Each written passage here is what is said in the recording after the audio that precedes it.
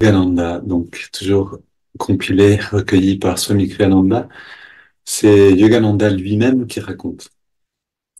Un étudiant sur la voie de la réalisation du soi à Boston m'a dit qu'il voulait devenir renonçant. Je lui ai répondu, ton chemin est celui du mariage. Oh non, a-t-il juré, je ne me marierai jamais. Eh bien, une semaine plus tard, il a rencontré une belle jeune femme et m'a juré qu'il était profondément amoureux. Ce n'est pas la bonne pour toi, l'ai-je averti. Oh, mais si, a-t-il crié, c'est mon âme sœur. Eh bien, peu de temps après, il est revenu tout penaud. Je veux être renonçant, a-t-il déclaré avec ferveur une fois de plus. La fille l'avait quitté après s'être bien amusée à dépenser son argent. Tu n'as pas encore rencontré la bonne, lui ai-je dit. Quelque temps plus tard, il m'apparaît en rayon d'une fille assez grosse et plutôt peu attirante, qui lui portait un intérêt importun. Malvenu. Ah ah, ai-je dit, cela ressemble à la bonne. Non, Swami, non, a-t-il crié, horrifié. Vous aviez raison avant, s'il vous plaît, n'ayez pas encore raison cette fois-ci. Elle semble être la bonne pour toi. Il lui a fallu du temps, mais peu à peu il a découvert la bonne nature de cette fille derrière son extérieur peu glamour, et il en est tombé profondément amoureux. Finalement, ils se sont mariés. J'aime beaucoup cette petite histoire. Euh, qui montre tellement en fait notre manière de faire. C'est-à-dire qu'on est tous là à vouloir quelque chose. En fait, Swami le dit aussi quand dans les cours en ligne, on apprend à prier. Et Swami nous dit la plus grande prière, c'est que ta volonté soit faite. Parce que souvent, on commence à prier avec déjà une idée derrière la tête. C'est-à-dire, donne-moi cela. Fait que cela se passe. Vous savez, j'avais une amie qui disait, il faut prier maintenant pour qu'un tel obtienne son passeport, ou il faut prier pour qu'un tel, telle et telle chose se passe. On a déjà une idée tellement directive, comment dire, tellement fixe, tellement définie de ce qu'on pense être, ce qui devrait se passer, qu'on ne peut plus voir en fait ce que la vie veut nous donner. Et donc, cette petite histoire nous rappelle à nous aussi, c'est-à-dire qu'on peut je pense que si on regarde même juste la journée ou ce qu'on est en train de vivre en ce moment, il y a quelque part quelque chose qu'on aimerait avoir d'une certaine manière, que ce soit un projet qu'on prépare, un rassemblement, un stage, quelque chose. Et on a une idée de, voilà, pour que ça réussisse, il faut que ça ressemble à ça, quelle que soit la chose. Et justement, d'arriver à faire un pas en arrière et de regarder qu'est-ce qui est en train de se passer. Et cette phrase que Swami Kriyananda répétait toujours, qui est le motto, si vous voulez, la phrase clé pour toutes les communautés Ananda. What is trying to happen? Qu'est-ce qui essaye maintenant? Qu'est-ce qui se manifeste de soi-même? Qu'est-ce que la vie essaye de manifester à travers cette situation? Et si on peut regarder de cette manière, alors on peut, comme ce jeune renonçant, enfin ce prétendant renonçant, regarder derrière la, l'apparence peu attirante. Vous savez, pour lui, c'était cette, euh, cette jeune femme qu'il trouvait peu attirante. Et Yogananda lui disait, c'est ta femme. Ça va être pour toi. Et en fait, il a eu besoin de regarder. Et on voit aussi l'humour de Yogananda ici. On a besoin, comme le jeune homme, de regarder derrière. C'est-à-dire, OK, la plupart du temps, c'est drôle, ça m'est arrivé il y a quelques jours, j'étais dans une soirée avec, c'est vraiment typiquement cette situation. J'étais dans une soirée où on chantait le Om. Donc, c'était des disciples de Swami Vishwananda qui font beaucoup de Om chanting. Et donc, on était une quinzaine de personnes, on chantait Om pendant 1 heure. C'était vraiment une très belle pratique, c'était à pleine lune. Ensuite, on se réunit autour de la table et on commence à parler, puis à manger ensemble. Chacun avait amené quelque chose de très sympathique, cette pratique. Et puis, je parle à des gens, je rencontre plein de gens qui ont l'air merveilleux, lumineux, etc. Et on parle, on échange, très intéressant. Et puis, je remarque une personne, c'était vraiment comme si sur une pièce de théâtre. C'est comme s'il y avait un spot lumineux qui était sur cette personne-là. C'était une dame d'une soixantaine d'années, très discrète, un peu effacée. Euh, et je la voyais, enfin, on aurait pu ne pas la voir, en fait. Elle était vraiment, elle était présente, mais elle était très discrète, assez, euh, ouais, effacée, je sais pas comment dire autrement. Et finalement, à la troisième fois, je pense, j'ai pris conscience qu'il y a quelque chose qui m'invitait à lui parler. Et j'ai fait le pas de changer de place, d'aller de l'autre côté de la table et de lui demander, et alors toi, qui es-tu? D'où est-ce que tu viens et qu'est-ce qui t'amène ici? Et cette dame s'avère être une lumineuse. Je veux dire, elle a une richesse intérieure magnifique. Elle a passé du temps près de Thich Nhat Hanh, beaucoup de choses à raconter. Et ce qui est drôle, c'est qu'elle habite à 300 mètres de la maison où j'ai grandi. Et donc, on est devenus très rapidement très amis. C'était vraiment drôle. D'autant que, enfin bon, il y a toute une histoire, mais on va pas aller dans les détails, mais voilà. Et là, et on s'est revu, je veux dire, au bout de 2 jours déjà, on s'était revu encore une fois, parce qu'il y a tellement de choses à échanger, on a tellement à se dire, et on sent que la vie ne nous a pas fait rencontrer par hasard. On n'habite pas non plus à 300 mètres, enfin, je veux dire, elle est à 300 mètres de ce qu'on appelle Ananda Provence, cette grande salle de yoga dans la maison dans laquelle j'ai grandi, et on sent que c'est pas un hasard, c'est-à-dire qu'il y a des choses qui peuvent vouloir se passer de cette manière-là. Mais je crois que c'est une règle qu'on peut retenir, c'est-à-dire que quand la vie veut nous dire quelque chose, elle le fait rarement avec seulement du doux, du sucré, du joli, du gentil. Il y a un mot en hébreu, j'ai oublié lequel malheureusement, mais je sais que c'est vrai parce que j'ai retrouvé le texte qui le décrit. Il y a un mot en hébreu pour dire la lumière. Attendez, non, pour dire l'obscurité, c'est ça, pour dire l'ombre, l'obscurité. Et dans ce mot-là, il y a une partie du mot qui veut dire lumière. Donc, on a toujours besoin de regarder attentivement, attentivement, pour voir dans ces répulsion en fait de nous. C'est-à-dire, là, on regarde pas vraiment parce qu'il n'y a pas, il y a rien qui brille. Vous voyez, dans cette soirée, elle manifestait pas beaucoup. Elle était assez, si je reprends l'exemple dans la soirée pour ce jeune homme qui voulait être renonçant, cette dame ici, cette jeune femme, il la trouvait pas attirante. On a besoin de regarder plus loin que ça, de regarder derrière la façade ombre, c'est-à-dire de notre filtre mental, pour voir vraiment ce qu'il y a derrière. Et ce jeune homme qui a rencontré la femme de sa vie, en fait, qui a rencontré vraiment la personne avec qui il voulait vivre, parce qu'il a pu voir ensuite derrière l'apparence ce qui est là. Observons, soyez attentifs dans notre journée, c'est quelque chose qui se passe constamment. Quelqu'un vient nous parler, la voisine nous parle et on pense, mais non, j'ai d'autres choses à faire. Est-ce que là, justement, est-ce qu'on peut voir derrière ah, mais non, j'ai d'autres choses à faire. Voir derrière, rentrer dans l'interaction et voir toute la richesse qui est là en réalité. Peut-être que ça va être un échange en réalité qui va être essentiel. Et heureusement que je me suis arrêté une seconde au lieu de courir en disant je suis occupé. Donc, on a tout le temps cette opportunité de remettre en question le filtre du mental et de regarder quelle est la lumière derrière dans cette situation. Ok, les amis, alors on va aujourd'hui, non pas chanter, mais chanter des hymnes pour rentrer un petit peu plus à l'intérieur ensuite. Donc, on va aller directement dans les étirements du corps. Prenons juste une grande inspiration pour fermer avec ces commentaires. Ferme les yeux, on se détend, on laisse l'air aller et venir naturellement.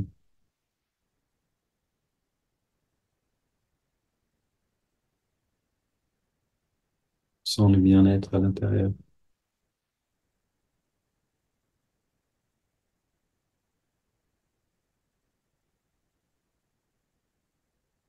On essaie de voir la lumière justement derrière, on pourrait dire l'ombre de l'habitude, c'est-à-dire de la perception habituelle de soi-même.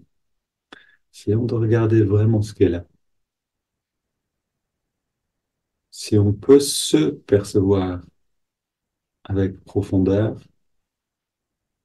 et pour ça on a besoin d'être ami avec soi-même, alors on peut percevoir les autres avec cette profondeur également. on peut percevoir toute situation avec une autre conscience. Et petit à petit, ça devient notre conscience habituelle. Inspire, on entrelace les doigts. Expire, on amène les mains vers l'avant, on arrondit bien le dos. Inspire, on étire le plus haut possible. Expire, on se penche vers la gauche. Inspire au centre. Expire, on se penche vers la droite. Inspire au centre. Expire, on se tourne vers la gauche. On pose les mains. On va le plus loin possible dans la rotation.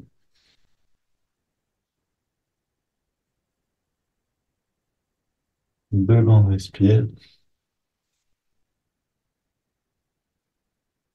Voilà. Si vous sentez que ça travaille pendant c'est-à-dire on sent un étirement qui se fait, c'est du bien-être qui va se révéler ensuite. On revient au centre, on étire vers les ciels.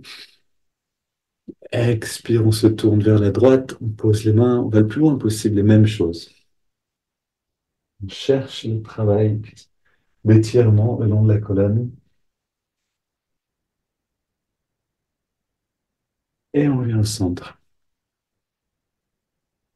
Voilà, sentez déjà juste, je veux dire, ça fait un moment qu'on médite tous les jours, beaucoup sont là tous les jours à méditer avec ces vidéos enregistrées ou en direct. Sentez, on a une sensibilité bien plus grande. On peut sentir déjà que juste se tourner à gauche et à droite, ça crée un grand bien-être. C'est parce qu'on commence à sentir l'énergie qui circule, qui, et c'est très agréable de sentir tout ça. Regarde, on va faire l'expérience ici. On pose les mains derrière. On va vraiment dans une belle flexion arrière du dos. La tête reste dans un angle doux. On lâche pas la tête en arrière parce que le cou, on veut pas le plier. Mais on ouvre bien la poitrine. On resserre les coudes, les épaules. Et maintenant, respirons très profondément, lentement et sentez que vous écartez les côtes par la respire.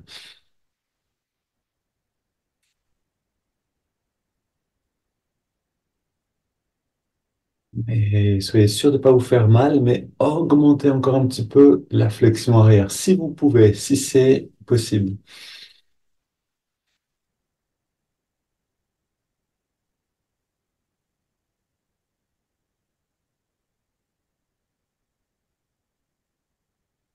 Et on revient au centre.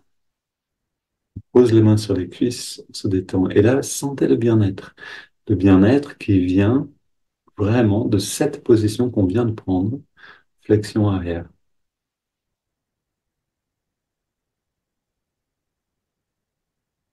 Alors, j'ai fait quelques petites recherches dernièrement sur les flexions arrière. Elles augmentent la production de dopamine. C'est vraiment intéressant. Et en fait, ça confirme ce que disent les yogis, que la flexion arrière élève la conscience, c'est-à-dire donne un mouvement ascendant à l'énergie dans la colonne et nous donne cette impression agréable d'être présent, détendu, mais complètement là. Si vous vous sentez que vous vous endormez pendant une méditation un peu longue, vous pouvez faire une flexion arrière, ça va tout de suite vous réveiller. Et c'est la magie de méditer, c'est qu'on devient sensible. Si on n'est pas sensible, on a besoin de 3 tasses de café pour se réveiller un petit peu. Si on est sensible, on fait une flexion arrière et hop, on sent déjà l'énergie qui remonte. Parce qu'il y a moins de blocage le long de la colonne. C'est ça qui est merveilleux aussi. On défait les blocages petit à petit avec Yogoda et plus tard avec la pratique du Kriya en particulier. Maintenant, une double inspiration par les narines. Pardon. Euh, si c'est ça, non, c'est pas ça. 20 respirations, c'est parti.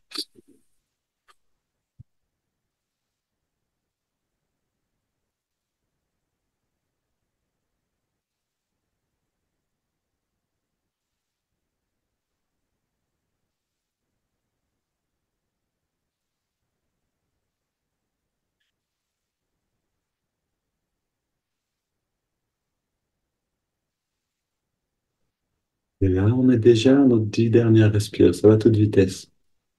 Essayons d'augmenter l'amplitude et l'intensité des respirations.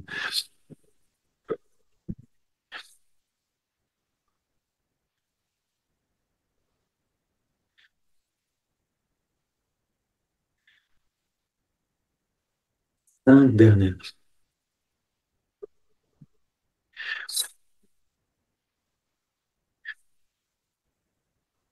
Les dernières.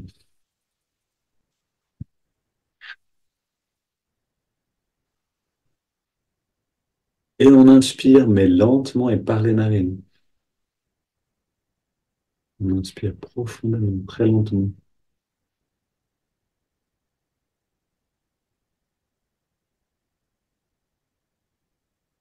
On garde l'air à l'intérieur, on se détend complètement. Puis on expire sans faire aucun effort, comme une machine qui s'arrête. Puis, dans l'arrêt du souffle, on plonge dans les sensations intérieures.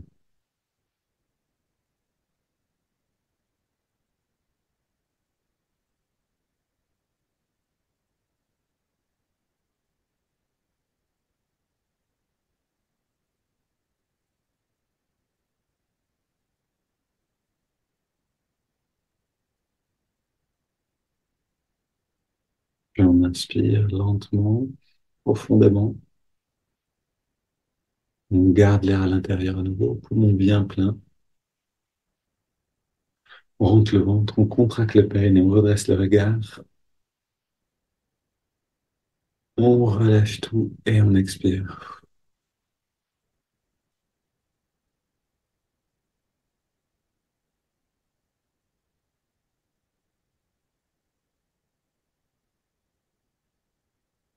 On laisse le corps respirer naturellement et on développe notre sensibilité, justement. C'est les moments clés.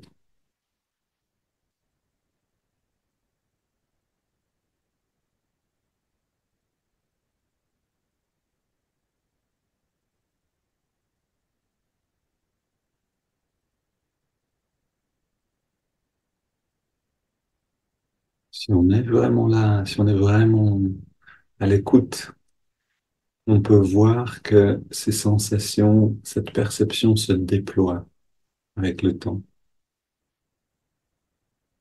En 5, 6 respirations naturelles, on a vraiment une autre expérience.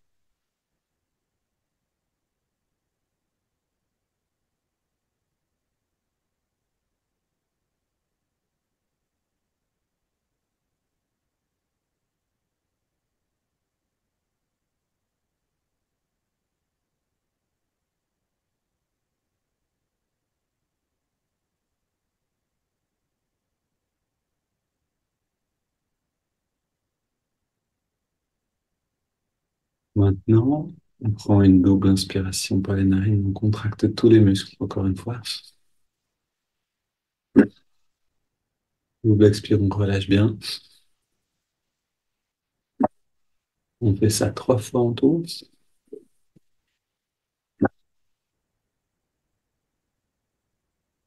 Sentez encore une fois, prenons quelques secondes. Qu'est-ce que viennent faire ces trois contractions détente? Elles nous donnent un petit bonus d'énergie, un bonus de présence.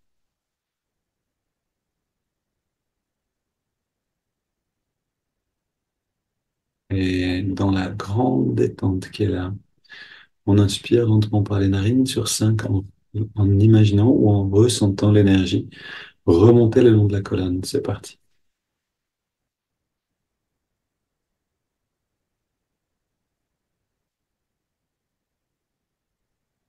On garde l'air dedans et toute l'attention à la jonction des sourcils.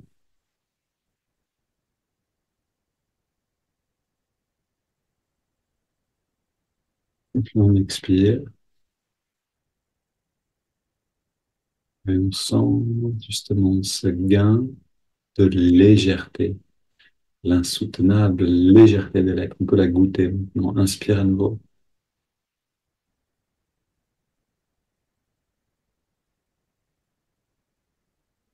Garde l'air dedans.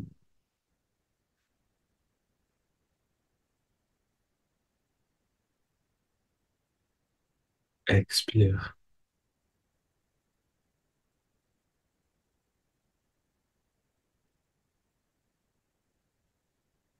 Inspire.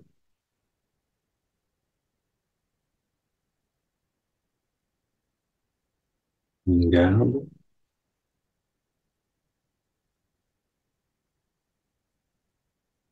Expire.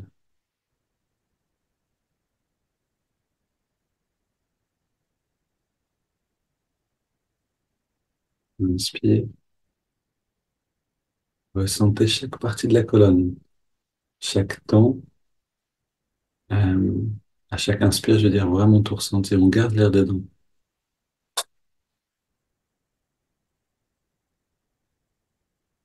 Expire.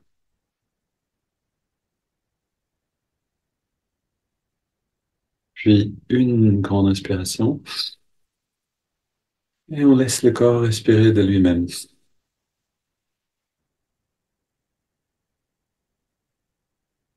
D'ailleurs, si on n'a pas besoin de respirer, c'est-à-dire si le corps ne demande pas d'air, dans ce cas-là, on profite de l'arrêt du souffle.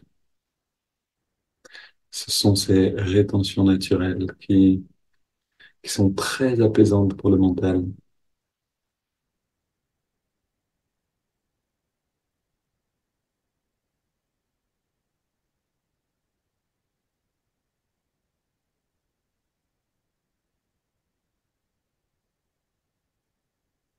Et on va prendre le temps de chanter une petite dizaine, peut-être 9, 8, selon ce qui est confortable aussi pour les bras. Donc chanter le son du Om. Alors, deux choses. Euh, Quand vous chantez le son du Om, vous avez les pouces qui ferment le tragus, qui ferment les oreilles, et voilà, la tête entre les mains comme ça.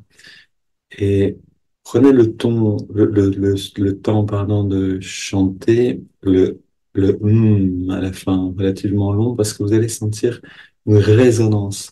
Cette résonance va vous emmener dans une perception beaucoup plus forte des sons à l'intérieur. Ensuite, à la fin des 10, 8 à 10 ohms, quand on ramène des mains sur les cuisses, écoutez au-delà des sons intérieurs. Écoutez les sons subtils. On a les sons physiques, extérieurs, intérieurs, mais on a aussi les sons subtils qui font partie, en fait, de la réalité énergétique de l'être. Allons-y.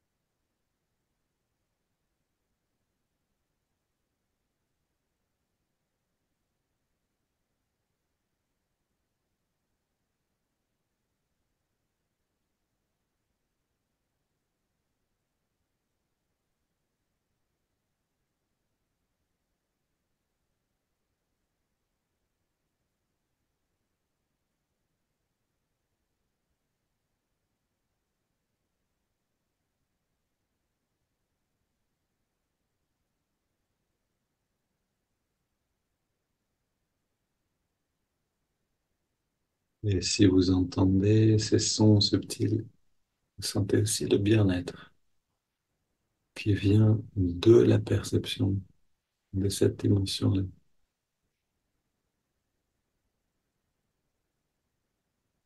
Si, dans l'autre sens, si vous percevez un grand bien-être, alors vous êtes très proche de ces sons.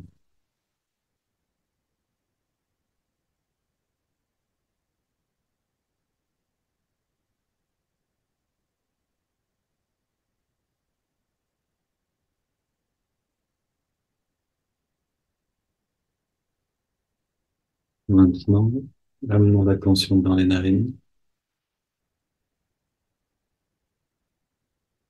et avec la qualité d'intériorité, de présence que nous donne l'écoute du son du home, on commence à observer l'inspiration et l'expiration, là où on sent l'air le mieux dans les narines.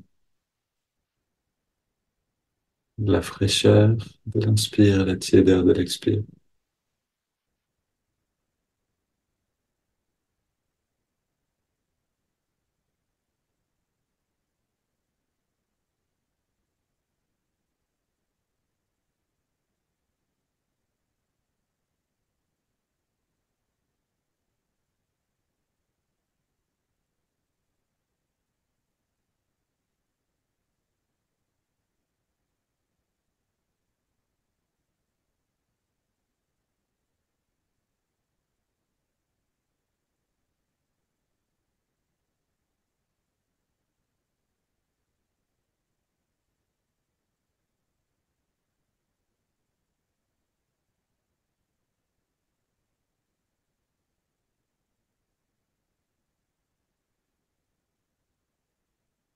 Tout en approfondissant l'expérience délicieuse de la respiration dans les narines, on ajoute le mouvement de l'index de la main droite.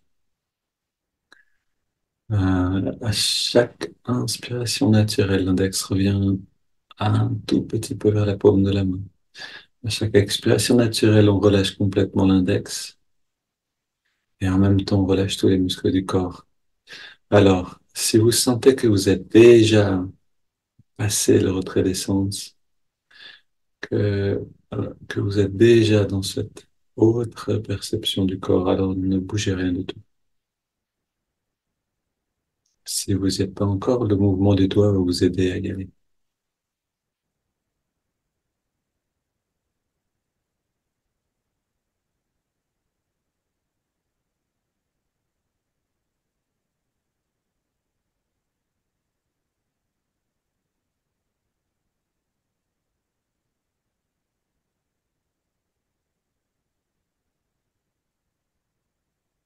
Et on ajoute le mantra Hong sort.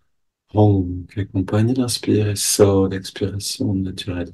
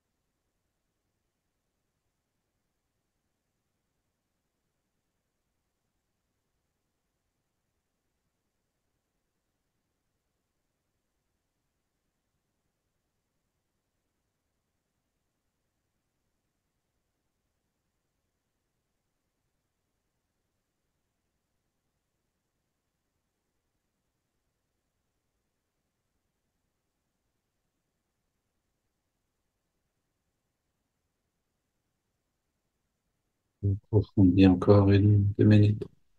Essayons d'être entièrement présent, plus que ça, de vraiment profiter, de prendre plaisir à la sensation du souffle, au mantra et à la détente.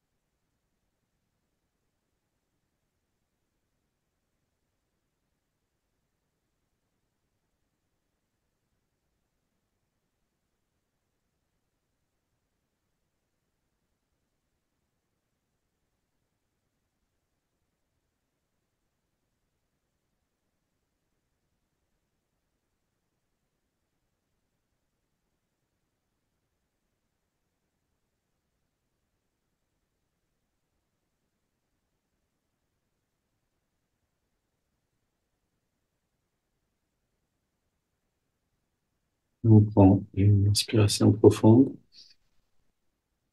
on expire une trois fois, quelques instants sans respirer, juste dans la liberté.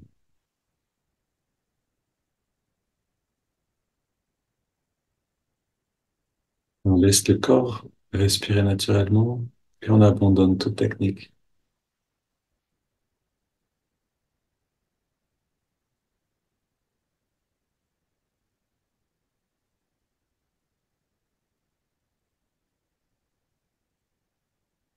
On abandonne toute action, tout effort.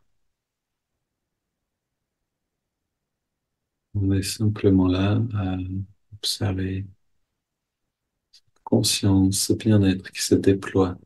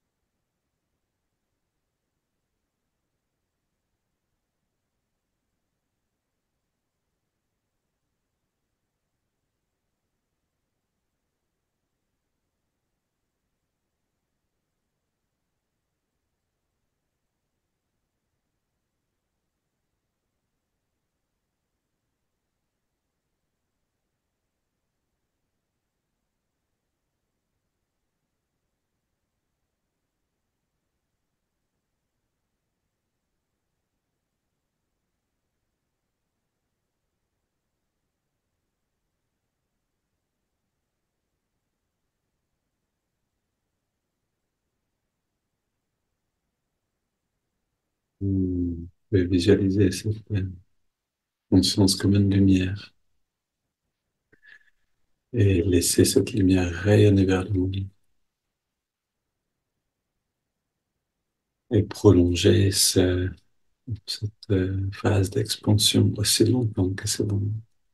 Une bonne journée à tous et à demain.